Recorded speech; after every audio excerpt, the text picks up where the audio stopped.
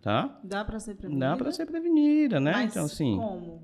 mas, ó, estilo de vida que essa pessoa tem, a condução dessas interpretações que esse indivíduo tem a respeito da própria vida, a alimentação que essa pessoa tem, né? Então, assim, as escolhas e decisões que essa pessoa toma durante a vida dela são fatores que ajudam nesse processo de prevenção. Volto a repetir. Se eu fizer a cartilha completa, Jardel, eu vou ter a garantia de que não? Vou ter? Não é assim, como qualquer outra doença. Sim. Né? Obviamente que você sabe em relação à questão que envolve a diabetes, hipertensão ou doenças crônicas de forma geral. Sim. Você sabe que tem estilos e tem decisões que você pode fazer no curso da vida que vão aumentar a possibilidade de você não adquirir aquele problema. Mas isso garante? Não, a gente sabe que não. Porque você tem a carga genética, você tem os fatores químicos do corpo do indivíduo, que são muito influenciados, fortemente influenciados pelo estilo de vida e pelas escolhas que essa pessoa toma. Mas não são determinantes. O fator genético não é determinante. Não, estou falando que o impacto do estilo de vida e das escolhas gerado dessas escolhas do estilo de vida, o impacto que isso gera no corpo dessa pessoa. É muito influenciador, mas não é determinante. Sim. Então a pessoa pode ter uma vida muito regrada, nunca ter passado por uma situação traumática significativa na vida e mesmo assim ser acometido por um estado depressivo. Né? Porque, como eu falei, são vários caminhos que levam à depressão. Acho que a resposta mais adequada para o que gera, o que faz o indivíduo ter depressão é a ideia de que vários caminhos levam. Entendendo que alguns desses caminhos têm como eu, enquanto indivíduo, tomar escolhas, tomar decisões que vão me ajudar a prevenir. Mas alguns eu acabo não tendo acesso.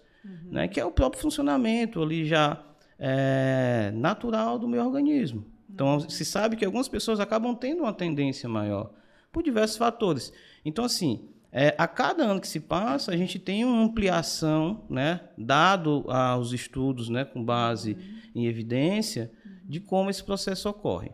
Então, o estudo que eu citei é um estudo do qual não se desvalida os impactos químicos nem da serotonina. Isso é um estudo até feito por psiquiatras, então. Sim.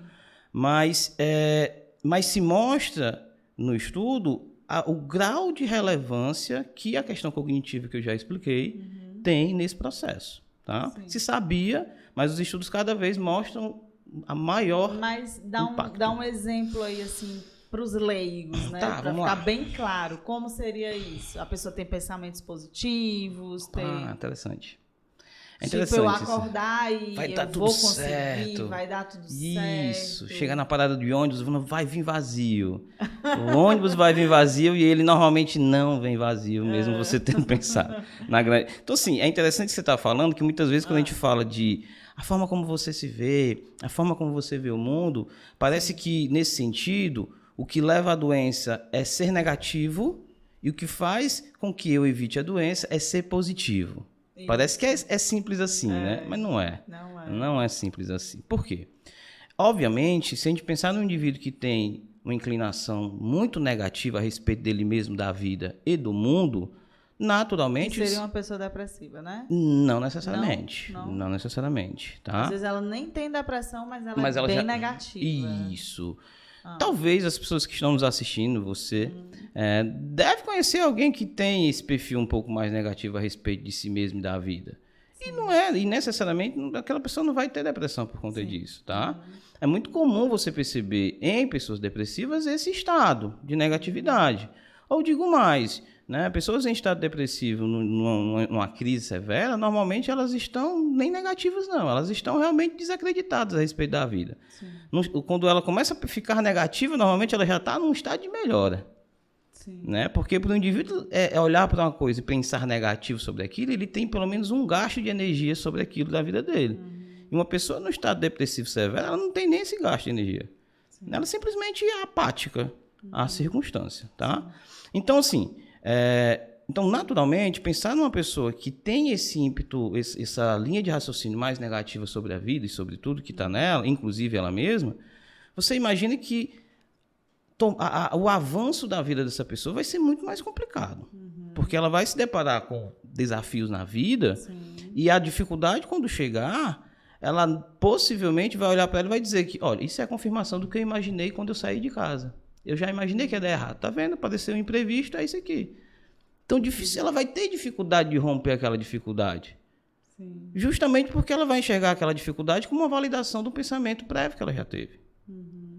Então, obviamente, um indivíduo que ele tem uma inclinação muito negativa, isso tende a levar ele a um estado de complicação na vida, podendo chegar até, de fato, a uma situação de transtorno. Mas a solução dessa situação não é a positividade total. Porque imagina um indivíduo que pensa que tudo vai dar certo e não cogita a possibilidade do equívoco e do erro, ou de dar errado, ele fica vulnerável. Não é a positividade tóxica, né? Não é? Pensando, quando você fala em positividade tóxica, você fala de quê? Você fala do indivíduo que se coloca sempre no estado de frustração. E, além dele se colocar nesse estado, ele fica muito fragilizado às dificuldades da vida, porque ele sempre acha que vai dar certo. Ele foge, corre dos pensamentos e das possibilidades de um equívoco. De dar errado, né? Ele vai ficar vulnerável, porque é ou não é verdade? Quando eu penso nas possibilidades da minha ida até meu trabalho dar errado, eu não me previno. Quando eu penso das possibilidades de uma decisão que eu tomei acabar dando errado, é a partir desse pensamento negativo sobre dar errado a decisão que eu tomei que eu começo a pensar em possibilidades de remediar possíveis erros e equívocos. E aí eu fico muito mais forte em relação às minhas escolhas, em relação aos meus projetos. Então eu preciso pensar negativo nesse sentido. Eu preciso pensar em possibilidades que aquilo não vai dar certo, porque isso me ajuda no processo. Então, a verdade é que quando eu falo nesse estado psicológico, cognitivo, que ajuda o indivíduo nesse processo de prevenção à depressão, não tem a ver a ser positivo sempre e ficar correndo de pensamentos negativos. Tem a ver, de maneira central, a esse indivíduo ser realista. Realista com a vida. Está centrado nos fatos e na realidade. Sim. O extremo, que é ser sempre negativo, e o outro extremo, que é ser sempre positivo, deixa esse indivíduo na mesma condição, distante do chão que ele pisa. Ele fica sem tração, porque nessas duas posições ele já tem a resposta para tudo que acontece. Ou tudo vai dar errado, ou tudo vai dar certo. Sim. E aí ele se distancia da realidade. Sim. Ele se distancia dos fatos. Então é aquela pessoa que você vai morrer de conversar com ela, vai falar todas as possibilidades de sair daquela situação que ela está passando, e ela não vai ligar. Porque ela já tem a resposta, vai dar errado. Ou ela já tem a resposta, vai dar certo. Então não é realmente estar baseado em fatos. É ter um exercício de entrar em contato com a realidade. Quanto mais eu me coloco nessa situação, mais dessas duas águas eu consigo beber. Porque já deu para entender que eu tanto preciso ter uma perspectiva positiva sobre a minha vida, a gente não discute isso, é um fato, mas eu não posso me isentar de pensamentos que colocam os possíveis erros que podem acontecer.